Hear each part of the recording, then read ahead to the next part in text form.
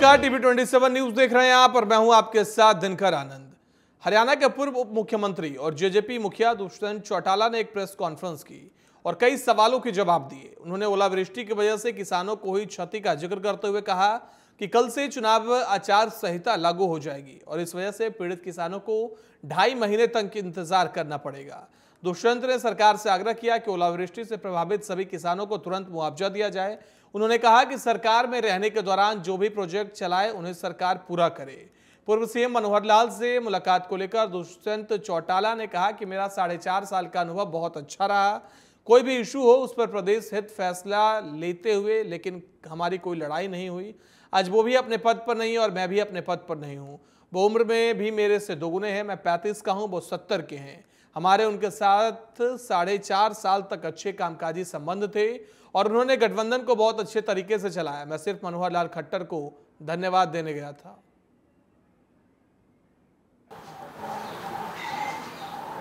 और मैं नई सरकार से ये आग्रह करता हूं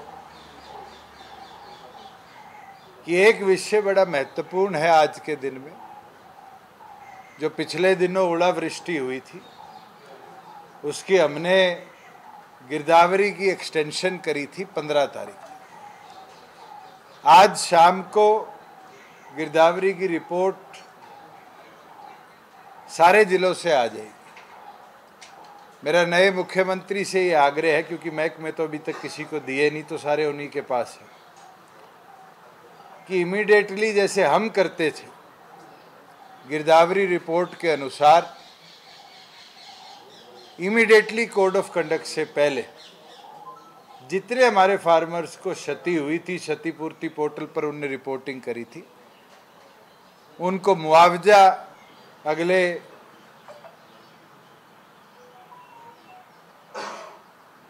20 घंटों के अंदर अंदर इशू करे।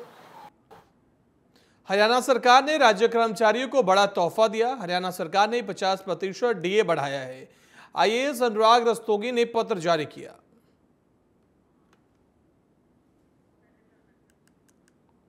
तो राज्य कर्मचारियों का डीए बढ़ाया गया है। आपको बता दें कि एक के बाद एक अलग अलग राज्यों में केंद्र सरकार के डीए के ऐलान के बाद अलग अलग राज्यों में भी महंगाई भत्ता में बढ़ोतरी की जा रही है और इसी कड़ी में हरियाणा सरकार ने राज्य कर्मचारियों को तोहफा दिया है। आपको बता दें कि 4% तक महंगाई भत्ता बढ़ाया गया, 50% डीए बढ़ाया गया है। वहीं लोकसभा चुनाव से पहले पश्चिम बंगाल में तृणमूल कांग्रेस को दोहरा झटका लगा। बैरकपुर से सांसद और बागी नेता अर्जुन सिंह के साथ एक और सांसद दिवेंदु अधिकारी बीजेपी का दामन थाम लिया। आपको बता दें कि दिल्ली के बीजेपी मुख्यालय में शाम 4:30 बजे इन दोनों नेताओं ने पार्टी का दामन थाम लिया। बीजेपी के केंद्रीय नेताओं की उपस्थिति में दोनों ने पार्टी की सदस्यता ग्रहण की। तो लोकसभा चुनाव से पहले टीएमसी को बड़ा झटका लगा है। आपको बता दें कि शुभेंदु अधिकारी के भाई ने बीजेपी का दामन थामा है। सांसद दिवेंदु अधिकारी, बता दें, बीजेपी ऑफिस में पार्टी की सदस्यता ली है।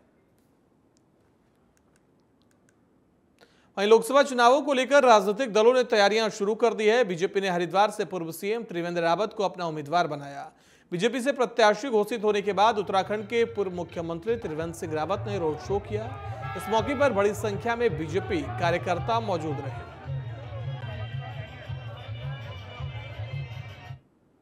मैं माननीय प्रधानमंत्री जी का, माननीय राष्ट्रीय अध्यक्ष जी का बहुत बहुत धन्यवाद करता हूं कि उन्होंने मुझे हरिद्वार लोकसभा से एक बार मौका दिया है और मैं आज सुबह से देख रहा हूँ। मुझे लगता है हमको यहाँ पर 12-1 बजे पहुँचना था और अब कितना बज गया, ये 5 बजने वाला है।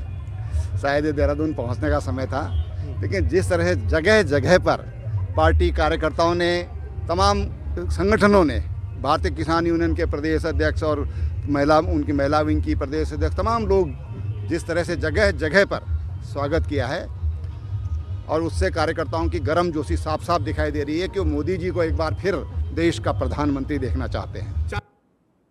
वहीं ग्वालियर में टीवी 27 न्यूज की खबर का बड़ा असर देखने को मिला है, जहां वन विभाग की जमीन पर भूमाफियाओं द्वारा एक अवैध टाउनशिप का निर्माण कर करने के बाद TV27 न्यूज ने इस खबर को प्रमुखता से चलाया था।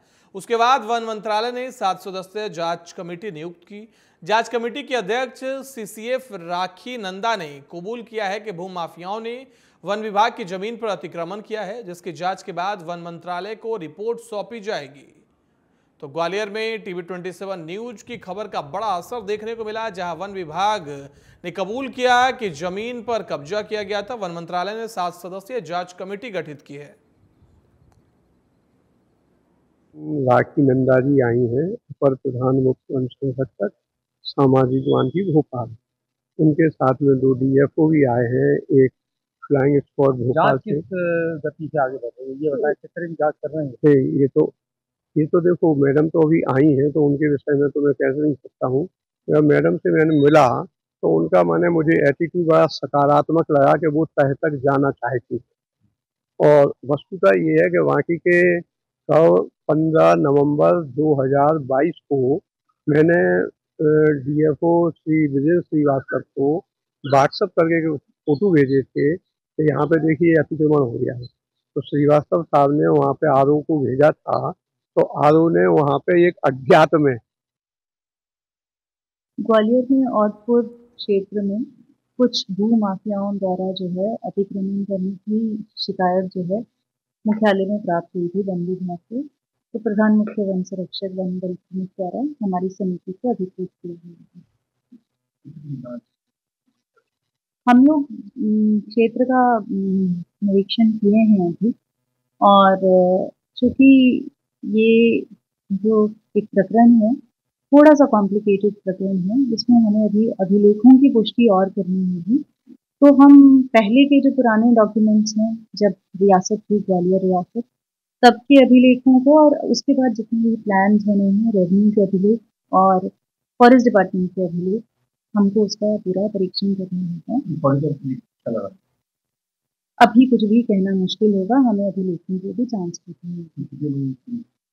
हम लोग जो है 4 ऑफिसर्स की टीम है, जिसमें मैं हूँ, मेरे साथ 2 IFS प्रोबेशनर्स हैं, SDO ट्रेनिंग्स में भी, और उसके साथ हमारे साथ एक रेंज ऑफिसर हैं उड़नदिस्ता से।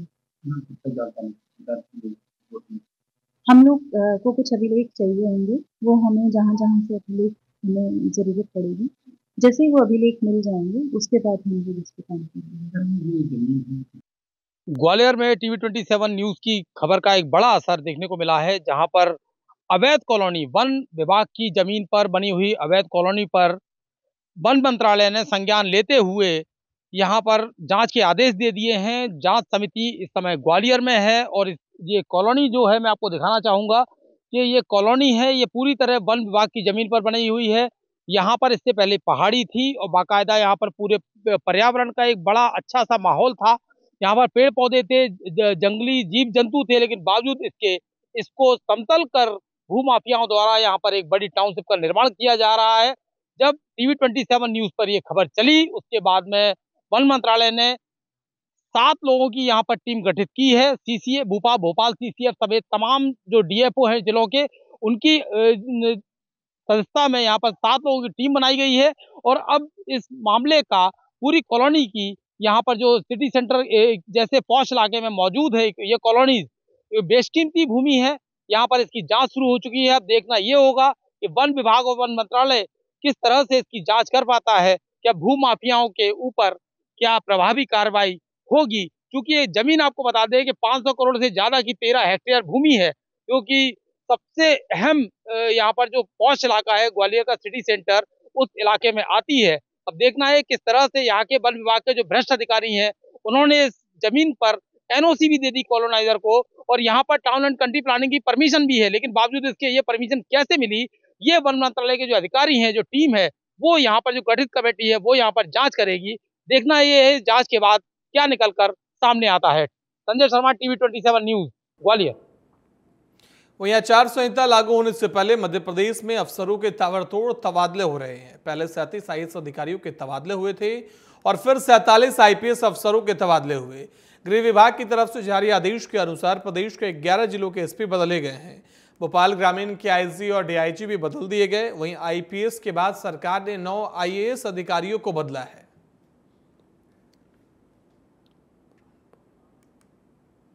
वहीं बुरहानपुर में निर्मल धाम कॉलोनी के लोगों ने कॉलोनाइजरों पर धोखाधड़ी का आरोप लगाया। उन्होंने कहा कि पड़ोस की कॉलोनी से पाइप जोड़कर पानी ले रहे थे, अब उन्होंने भी मना कर दिया है। हमारे सामने संकट खड़ा हो गया, अब कॉलोनी के लोग कलेक्टर से शिकायत कर कॉलोनाइजरों पर कार्रवाई की मांग करेंगे। कॉलोनी के लोगों ने कॉलोनाइजर अनिल गांवड़े, विशाल महाजन पर लापरवाही का आरोप लगाया। रवि सालुंके ने बताया कि पिछले 4 साल से आज तक लगातार कॉलोनाइजर केवल आश्वासन दे रहे हैं कि जल्द से जल्द बिजली और पानी की व्यवस्था करेंगे, लेकिन अभी तक किसी प्रकार की कोई व्यवस्था नहीं की गई। कॉलोनी के लोगों को पानी की सुविधा नहीं होने पर मकान के निर्माण भी रुक गए हैं, जिससे काफी परेशानी हो रही है। कॉलोनी वासियों को 2 किलोमीटर दूर से पानी लेकर आना पड़ रहा है। निर्मल धाम कॉलोनी, यहाँ पे सभी लोगों ने प्लाट लिए हुए हैं और सभी के निर्माण कार्य चल रहे हैं। और इसमें क्या है कि दूसरे की कॉलोनी से पानी लेके यहाँ पे पानी चला रहे हैं, तो उस कॉलोनी अजर ने भी लाइन काट दिया है। वो बोले अपने अपनी कॉलोनी का पानी अपने अपनी कॉलोनी से लो। तो इसकी समस्या इतनी आ रही है कि सभी के निर्माण कार्य रुके हुए हैं और घरों में पीने के लिए पानी नहीं है। तो इसकी मांग अब हम कलेक्टर ऑफिस में भी उठाने वाले हैं। धाम है, हम अभी 7-8 महीने से रहने के लिए आ गए, तो हमको हर हफ्ते परेशानी आती है, हर महीने परेशानी आती है। 8-8, 15-15 दिन पानी नहीं रहता है, हमको इधर उधर से लाना पड़ता है। लाइट बिल भी ज्यादा ही आता है, 3-3, 4-4 हजार रुपए लाइट बिल आता है। तो कॉलोनी ऑर्गेनाइजर से बात की आपने? नहीं, बात नहीं की हमने, वो बच्चे ने करे। इंदौर में लगातार बदमाशों के हौसले इतने बुलंद हैं कि मामूली बात पर वारदात को अंजाम देते हुए नजर आ रहे हैं। और ऐसा ही एक वारदात सीसीटीवी में कैद हुई है, जहां पेट्रोल और बोतल में भरकर आग लगाने का मामला सामने आया। पूरे मामले में पुलिस ने सीसीटीवी के आधार पर जांच कर रही है। पूरा मामला मल्हारगंज थाना क्षेत्र का है, जहां शिकायतकर्ता ने बताया कि बीती रात को किसी अज्ञात व्यक्ति ने बोतल में पेट्रोल भरकर फेंका, जिसके कारण उसकी खिड़की और अन्य स्थान पर आग लगने की घटना हुई है। चंदननगर थाना क्षेत्र अंतर्गत में राजनगर में कल एक फरियादी के द्वारा ये रिपोर्ट कराई गई है कि उसके घर में एक व्यक्ति जिसको वो जानता है, उसके द्वारा घर में पेट्रोल बोतल में भर के आग लगाने का प्रयास किया गया और पेट्रोल से भरी हुई बोतल जला करके उसकी खिड़की पे फेंकी गया, जिसके कारण उसकी खिड़की में आग लग गई। इसकी सूचना मिलने पर मामला पंजीबद्ध किया गया है।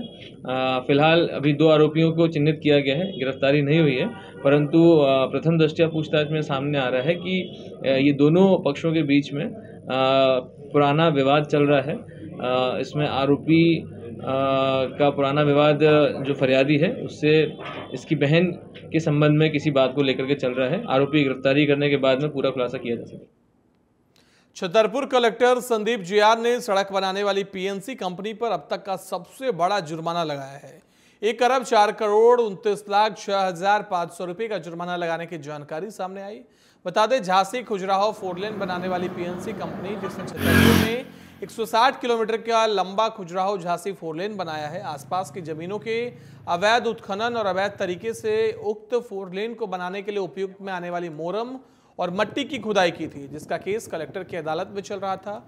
केस का निराकरण करते हुए पीएनसी रोड कंपनी पर आरोप सिद्ध हुआ।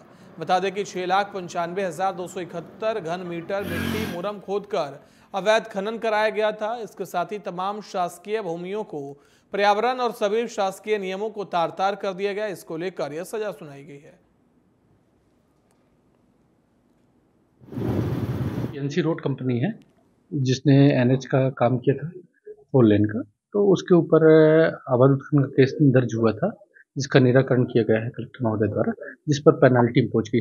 इसके ऊपर 6,95,271 घन मीटर मिट्टी मुरम का केस दर्ज हुआ था, जिसपे 1 अरब 4 करोड़ 29,06,500 रुपये का जुर्माने की शास्ति अधिरूपी।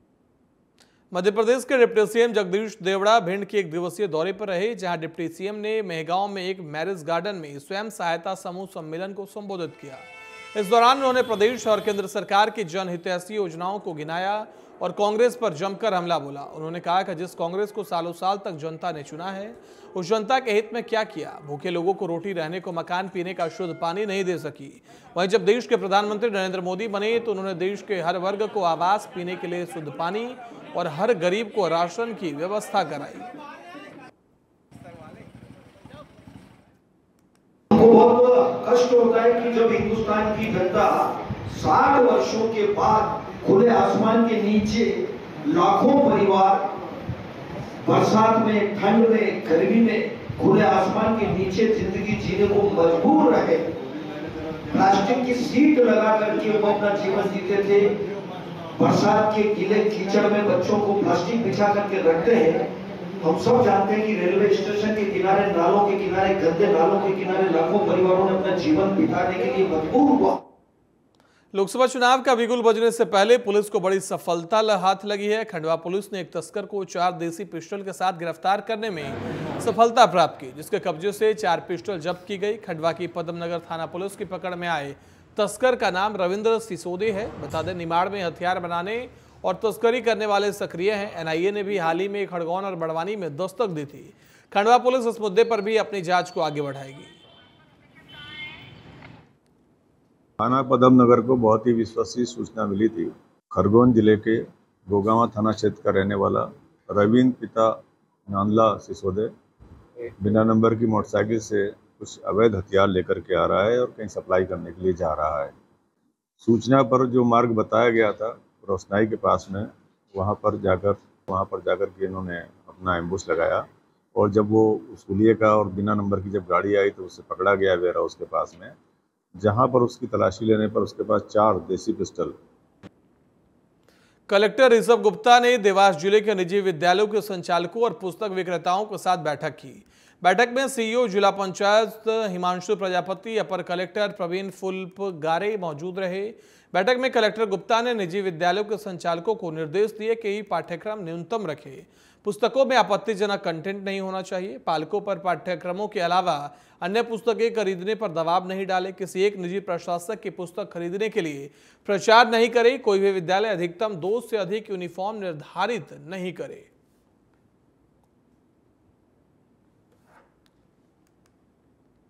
वहीं लोकसभा चुनाव की आचार संहिता लगने से ठीक पहले मध्य प्रदेश के मुख्य सचिव वीरा राणा के कार्यकाल को बढ़ा दिया गया। केंद्र सरकार ने राज्य सरकार के प्रस्ताव को मंजूरी दे दी। वीरा राणा को 6 महीने का एक्सटेंशन मिला है। बता दें, गुरुवार को ही उनका कार्यकाल बढ़ाने पर राज्य कैबिनेट में सहमति बन गई थी। इसके बाद केंद्र सरकार को प्रस्ताव भेजा गया था। शुक्रवार को केंद्र सरकार ने राज्य सरकार के प्रस्ताव पर सहमति देते हुए आदेश जारी कर दिया।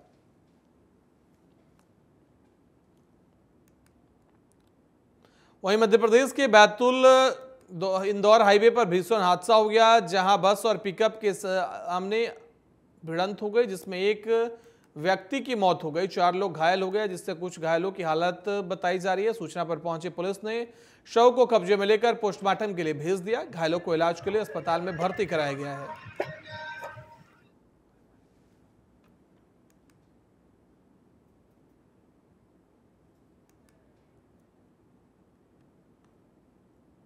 वहीं मैनपुरी की सपा सांसद डिंपल यादव ने पत्रकारों से बात करते हुए कई मुद्दों पर बातचीत की और केंद्र सरकार पर निशाना साधा। गृहमंत्री अमित शाह द्वारा सीए पर दिए बयान पर डिंपल यादव ने कहा कि नागरिकता देने का कानून है और बहुत अच्छा है और अमित शाह जी ऑलरेडी पहले इस पर बोल चुके हैं और ज्ञान दे चुके हैं और मुझे लगता है कि लोगों को अब ज्ञान प्राप्त हो चुका है। अब चुनाव का सीजन है, अब जो मूलभूत मुद्दे हैं उन पर ध्यान देना चाहिए। मायावती द्वारा समाजवादी पार्टी को दलित विरोधी बताए जाने पर डिंपल यादव ने कहा, ऐसा कुछ भी नहीं है, कुछ चीज मीडिया के माध्यम से छोड़ दी जाती है। मैं समझती हूँ गठबंधन हो चुका है, जहां बीएसपी जो है तेलंगाना में, जहां टीआरएस के साथ गठबंधन किया है, कांग्रेस के अगेंस्ट में गठबंधन किया है। मैं नहीं समझती हूं कि किसी भी तरह से इन बातों में कोई सच्चाई है। विरोधियों द्वारा ममता बनर्जी के लगी चोट को स्टंट बताए जाने पर भी डिंपल ने कहा कि खुद स्टंट मारते हैं, वो दूसरों को इसी निगाह से देखते हैं। साथ ही डिंपल ने ममता बनर्जी के जल्द स्वस्थ होने की कामना की है। ये कुछ तरह की चीजें ये मीडिया के माध्यम से छोड़ दी जाती हैं। मैं समझती हूँ गठबंधन हो चुका है, जहाँ बीएसपी जो है वह तेलंगाना में, साउथ में तेलंगाना में, जहां वो टीआरएस के साथ उन्होंने गठबंधन किया है, कांग्रेस के अगेंस्ट में गठबंधन किया है। तो मैं नहीं समझती हूँ किसी भी इस तरह की बातों में कोई भी सच्चाई है। मायावती का बयान आया है कि सपा विरोधी है, दलित विरोधी। मैं समझती हूँ कि समाजवादी पार्टी बहुत मजबूती के साथ उत्तर प्रदेश में भाजपा के सामने खड़ी दिखाई दे रही है। यूपी पुलिस परीक्षा पेपर लीक मामले में उत्तर प्रदेश के डीजीपी प्रशांत कुमार ने कहा कि कुल 178 मुकदमे दर्ज किए गए थे। पुलिस ने अब तक 396 लोगों को गिरफ्तार किया है। इस मामले की जांच यूपी एसटीएफ को सौंपी गई थी। उन्होंने बताया कि इस मामले के 3 प्रमुख आरोपी भी पुलिस की गिरफ्त में हैं। यह तीनों अभिषेक कुमार शुक्ला, रोहित पांडे और शिवम गिरी हैं। तीनों ही टीसीआई एक्सप्रेस कंपनी के पूर्व कर्मचारी हैं। उन्होंने बताया कि मामले में 2 मास्टरमाइंड आरोपी रवि अत्री और राजीव नयन मिश्रा अभी फरार है, जिसकी तलाश जारी है।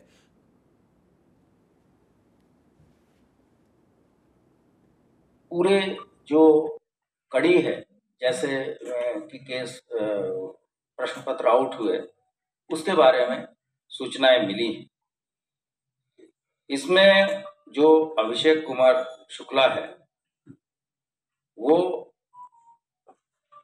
जिस एजेंसी के द्वारा यह कार्य किया जा रहा था, उसके एक ट्रांसपोर्ट एजेंसी है टीसीआई, ये उसका पूर्व कर्मचारी है।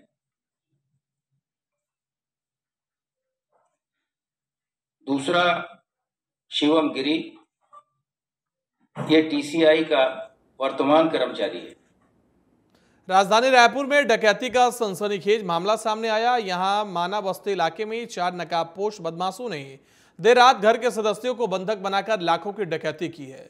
बताया जा रहा है कि लुटेरे घर में रखे लाखों के जेवरात, नकदी समेत 10 लाख रुपए का सामान लेकर फरार हो गए। तो वहीं नकाबपोश बदमाशों ने घर के सदस्यों का हाथ पैर बांधकर मारपीट भी की। घटना की सूचना मिलते ही पुलिस के वरिष्ठ अधिकारी समेत डॉग स्क्वाड, फिंगरप्रिंट एक्सपर्ट की टीम मौके पर पहुंच गई।